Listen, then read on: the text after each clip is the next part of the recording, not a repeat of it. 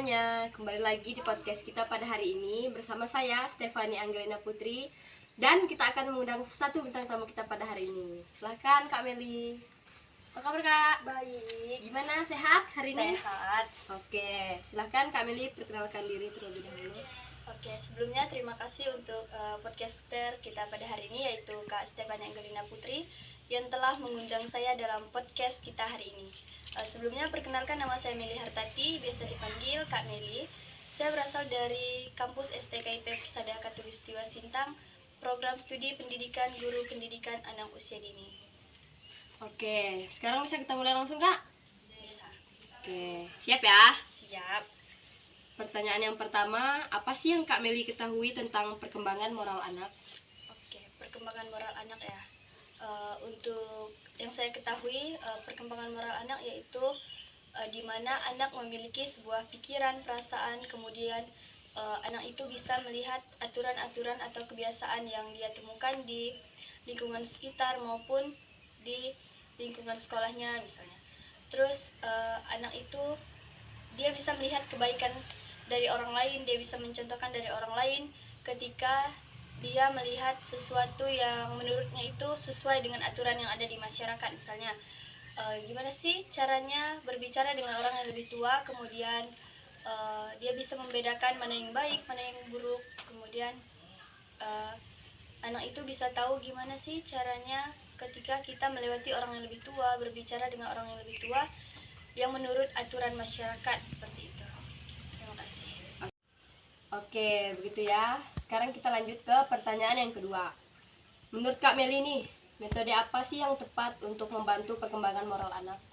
Oke, metode ya. Menurut saya metode yang tepat untuk membantu perkembangan moral anak itu salah satunya yaitu metode bercerita, di mana kita sebagai pendidik atau orang tua bisa menggunakan salah satunya boneka jari atau boneka tangan. Itu bisa menunjukkan ekspresi atau raut cerita yang kita ceritakan. Misalnya anak itu pasti lebih senang melihat, untuk boneka jari itu kan unik gitu kan.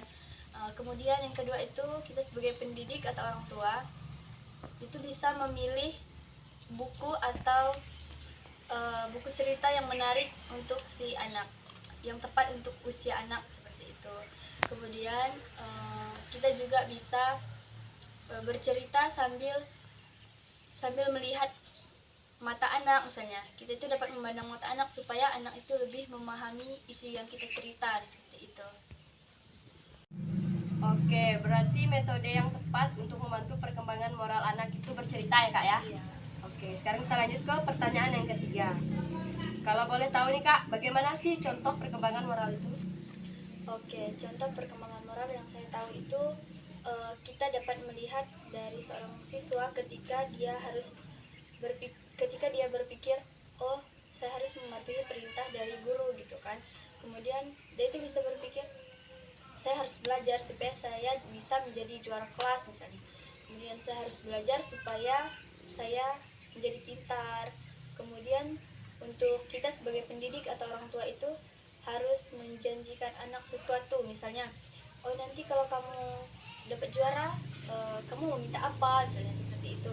Jadi kan anak itu dia bisa bersemangat dalam belajar, moral dia itu jadi bagus, dia bisa berpikir, dia bisa dia ada niat untuk belajar, misalnya seperti itu. Jadi kan itu dari pikiran dan perasaan dia gitu. Jadi itu Kak. Baiklah, begitu ya teman-teman. Terima kasih kepada bintang tamu kita pada hari ini. Terima kasih juga telah meluangkan waktunya. Jangan lupa saksikan kami berdua di podcast berikutnya. Dah.